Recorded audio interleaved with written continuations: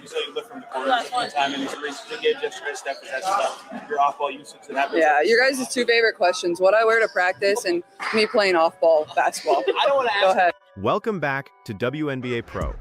Look closely at the screen. Look at her eyes. Caitlin Clark is getting tired of answering the exact same question. You can see it, you can hear it in her voice. You can feel it in the way she physically shifts in her chair every single time a reporter brings up the off-the-ball conversation. For 3 weeks now, every single press conference, every single media session, every single post. Welcome back to WNBA Swish. Take a close look at the screen. Really focus on her eyes. Caitlin Clark is starting to get tired of answering the exact same question again and again. You can see it in her expression, hear it in her voice, and feel it in the way she subtly shifts in her chair every time the topic comes up. For the past 3 weeks, every press conference, every media session, every moment at the podium has circled back to one repetitive storyline: the off-the-ball conversation. It's the same recycled questions on repeat. Caitlin, how do you feel about playing off the ball? What about sharing ball handling duties? Are you comfortable with the new guard rotation? Over and over, without variation. And Clark, who has built her reputation on professionalism, patience, and composure, is beginning to show just the smallest cracks. Not an outburst, not a dramatic moment, but something more subtle, a flicker of irritation in her eyes, a slight edge of sarcasm in her tone, answers that feel just a bit shorter than usual. It's the kind of body language shift that signals a generational talent is inching closer to saying what she truly feels. And this is exactly why the situation has quietly become one of the most dangerous underlying storylines surrounding the Indiana Fever. A loud media blow-up would dominate headlines for a day, maybe 2, but what's happening here is different. This is a slow burn. A player who explodes creates a moment. A player who simmers creates a season-long tension that never fully disappears. Right now, Caitlin Clark is simmering. She continues to give the right answers, saying all the things the leaders expect to say. If my teammate is open, of course I'm going to pass him the ball, but the energy behind those words isn't the same. When she talks about the game itself, about competition, about winning, her passion is undeniable. But when the conversation shifts to her off-the-ball role, that energy fades. There's a noticeable difference, and it's becoming harder to ignore. The real issue is that this narrative isn't fading.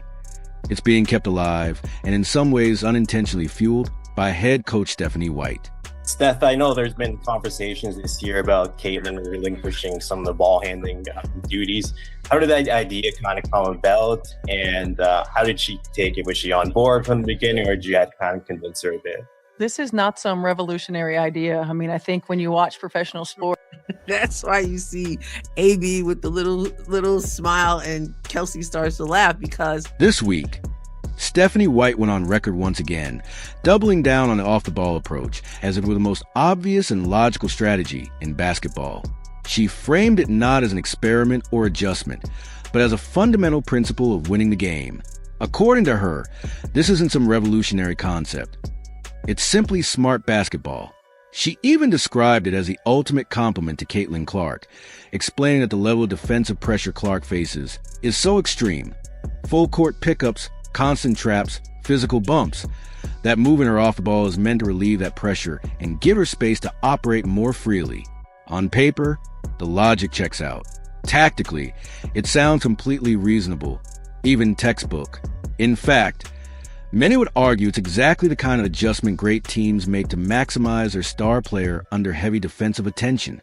But the problem isn't the theory, it's the repetition and the public messaging. This exact explanation has been echoed over and over again for the past 3 weeks, and instead of calming the narrative, it has only deepened the frustration among the Indiana Fever fan base. Now, it's starting to feel like that same frustration might be creeping into the mindset of the franchise player herself. What makes this situation even more interesting is that much of the mainstream conversation is missing a critical piece of the puzzle. What Caitlin Clark actually said at Media Day, which offers a very clear window into how she views her own game. Her statement was simple but revealing. She said, "I think I'm the best transition player in the league." That quote carries weight. She didn't position herself as an off-ball specialist or a spot-up shooter, waiting for opportunities. She didn't highlight excitement about sharing primary ball handling duties or adapting to a slower, structured half-court system.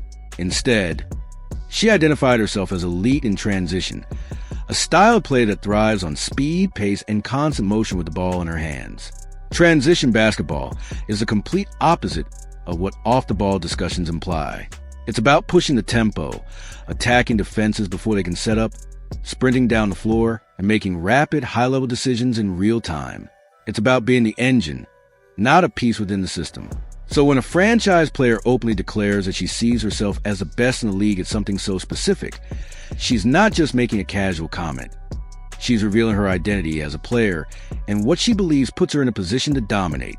Clark is essentially telling everyone what she wants her role to be. She wants control of the pace. She wants the ball in her hands. She wants to dictate how the offense flows.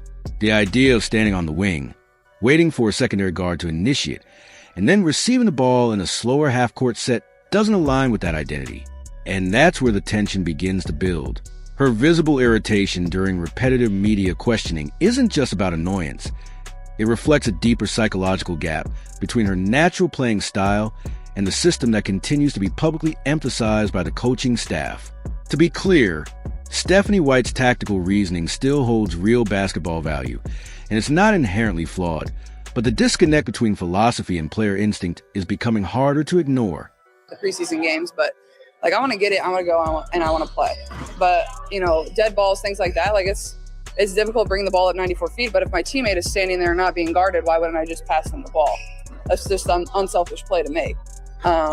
And then, when we get into things in the half court, I think like being a great screener, like that's an area that I can really, really, really improve in. I haven't always been a good screener. So just trying to do that a little bit better. And, obviously the last game, it was fun to play with AB. Look at the tactical reality of the situation.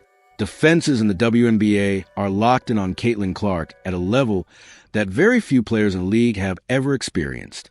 She's being picked up full court, denied even the simplest catches, trapped aggressively the moment she touches a ball screen, and constantly dealt with in a physical, almost relentless way, grabs, bumps, and pressure every second she's on the floor. In that context, moving her off the ball in certain half-court situations isn't just logical, it can be incredibly effective. Even Clark herself has acknowledged the value of it. She broke down how running inverted actions with Leah Boston can completely disrupt the defense.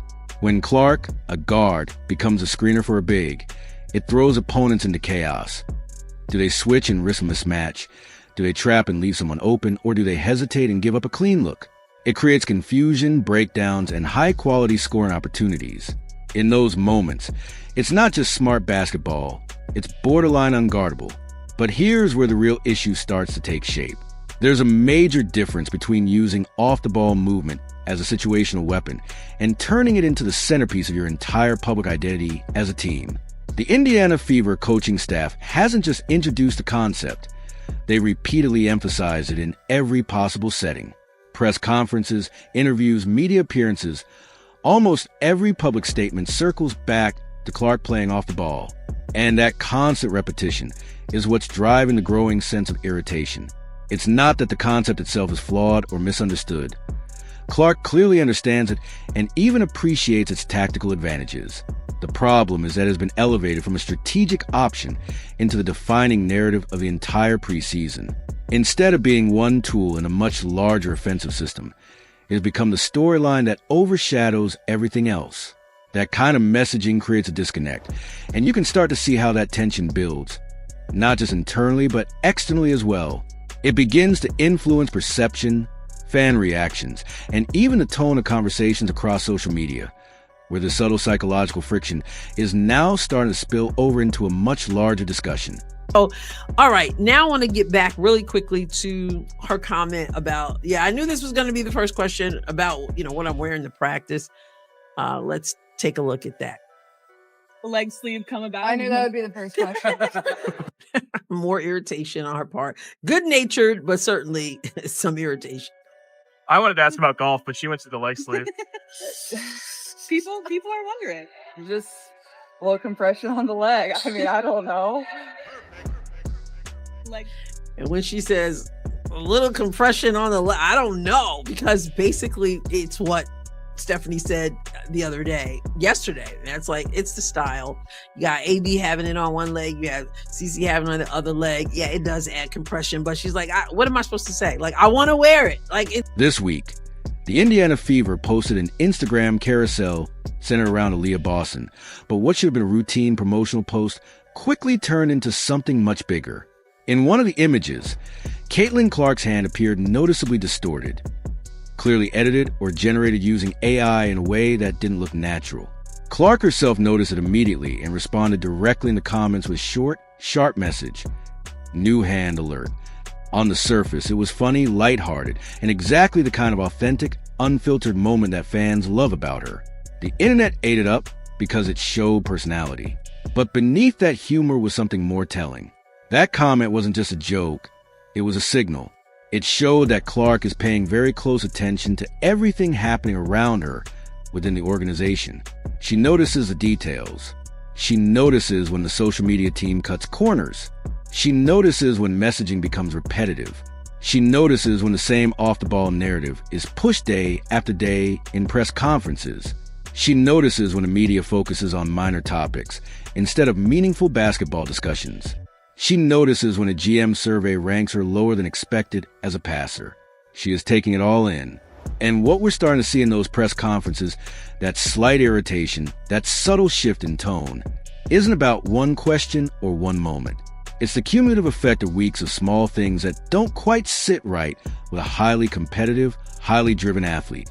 This is where the Indiana Fever organization needs to be extremely aware of what's happening. Caitlin Clark isn't just another player. She is arguably the most valuable asset in the history of women's professional basketball. She drives viewership, revenue, ticket sales, and global attention at an unprecedented level. So when a player of that magnitude begins to show even mild, visible frustration with the direction of the conversation around her role, it shouldn't be dismissed.